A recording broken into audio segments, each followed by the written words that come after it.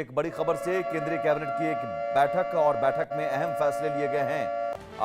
अश्विनी वैष्णव ने बैठक के फैसलों की जानकारी देते हुए कहा कि ग्रीन एनर्जी की दिशा में हम बढ़ रहे हैं। किसानों को 40,000 करोड़ का फायदा। इथेनॉल ब्लेंडिंग करीब 20% है। अश्विनी वैष्णव का बयान। नेशनल क्रिटिकल मिनरल्स मिशन मंजूर किया गया। इस बैठक में क्रिटिकल मिनरल्स मिशन के लिए 16,300 करोड़ रुपए मंजूर किए गए हैं और 24 क्रिटिकल मिनरल्स की पहचान की गई है। वहीं साथ ही साथ ये बयान कि इथेनॉल का प्रयोग बढ़ाने की कोशिश हम करेंगे। इथेनॉल का प्रयोग बढ़ाने की कोशिश की जा रही है। इथेनॉल ब्लेंडिंग करीब 20% है और इथेनॉल का प्रयोग अगर बढ़ाने की कोशिश होती है तो जाहिर है किसानों को फायदा होगा और किसानों को 40,000 करोड़ का फायदा। तो केंद्रीय कैबिनेट की बैठक में कई अहम फैसले लिए गए, जिस फैसले में इससे पहले के भी बैठक में जो फैसले लिए गए थे उन फैसलों में किसानों के हितों को देखा गया, किसानों के हितों का ख्याल रखा गया। और चाहे वो पीएम किसान सम्मान राशि बढ़ाने की बात है बजट में भी, और इसके अलावा जो बीमा है उस बीमा का दायरा भी बढ़ाने की बात है बजट में।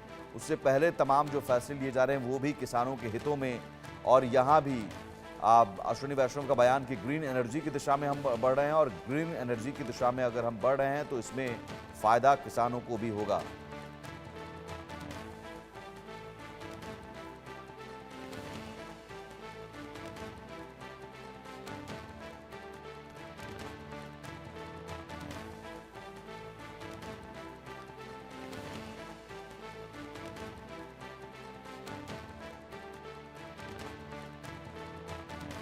अश्विनी वैष्णव ने केंद्रीय कैबिनेट की बैठक के बारे में जो जानकारी दी, फैसलों के बारे में जानकारी दी और कहा कि किसानों को आने वाले दिनों में 40,000 करोड़ का फायदा होने वाला है।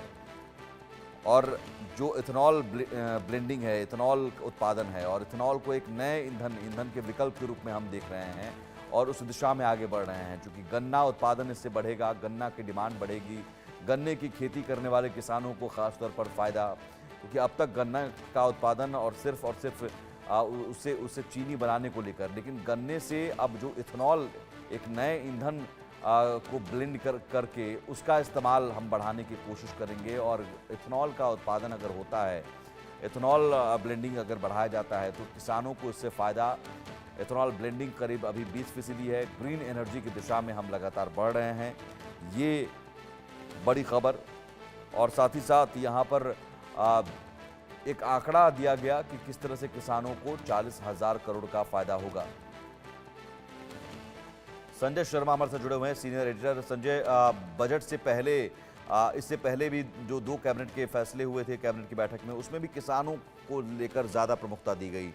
इस कैबिनेट की बैठक में भी किसानों पर फोकस ज्यादा रहा। देखिए, आज की जो कैबिनेट की बैठक हुई थी उसमें सबसे बड़ी बात ये कही गई है कि इसमें अब जो अभी तक जो पेट्रोल में जो इथेनॉल का जो मिलावट होती थी, जो पेट्रोल में जो इथेनॉल मिलाया जाता था वो कहीं ना कहीं 10% से 12% तक होता था, लेकिन अब इसको 20% तक मिलावट की मंजूरी दे दी गई है। यानी हमारा जो पेट्रोल का जो बाहर से जो ऑयल इंपोर्ट करते थे, इंपोर्ट बिल जो भारत सरकार का अभी तक आता था 5 लाख करोड़ के ऊपर का आता था। ऑयल ड्यूटी जो लगती थी भारत की, ऑयल इंपोर्ट ड्यूटी, तो ये 5 लाख करोड़ में से अब 20% यानी भारत इसकी पूर्ति अब भारत से ही कर लेगा। इथेनॉल बना करके कर लेगा, इथेनॉल को मिक्स करेगा पेट्रोल में, यानी 1,13,000 करोड़ रुपए भारत सरकार के विदेशी मुद्रा में बचेंगे।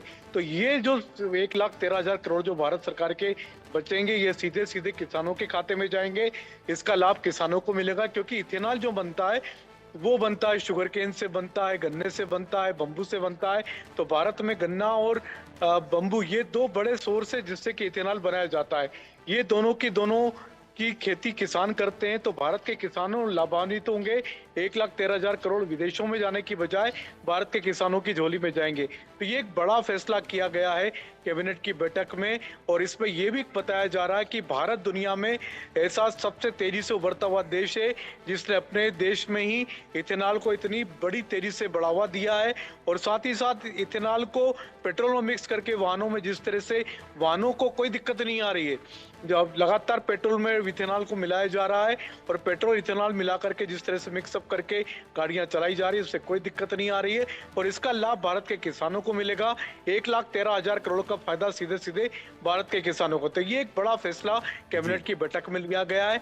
लगातार जब से हमने देखा मोदी सरकार 2.0 बनी है, तब से 3.0 बनी, तब से लगातार किसानों के हित में हर कैबिनेट की बैठक में कोई ना कोई फैसला किसानों को ध्यान में रखकर जरूर लिया जाता है। और जो क्रिटिकल मिनरल्स को लेकर खनिज मिशन के को भी मंजूरी दी गई है, इसके मायने क्या हैं? देखिए, क्रिटिकल मिनरल ये एक भारत सरकार का बड़ा मिशन है, क्योंकि ये आने वाले समय में, आने वाला जो समय है वो टेक्नोलॉजी का समय है और क्रिमिनल जो जो क्रिटिकल मिनरल है, इसमें भारत सरकार ने 24 मिनरल्स की पहचान की है। जिन 24 मिनरल्स को भारत सरकार अब बढ़ावा देगी, जिनके लिए एक आप कह सकते हैं कि एक पूरा क्रिटिकल मिनरल एक मिशन बनाया गया है, जिसमें 13,200 करोड़ से ऊपर से 13,200 करोड़ की मंजूरी दी गई है। और ये इसका जो फायदा होगा ये होगा रक्षा क्षेत्र में होगा, क्योंकि राष्ट्रीय सुरक्षा के क्षेत्र में क्रिटिकल मिनरल का बड़ा उपयोग किया जाता है।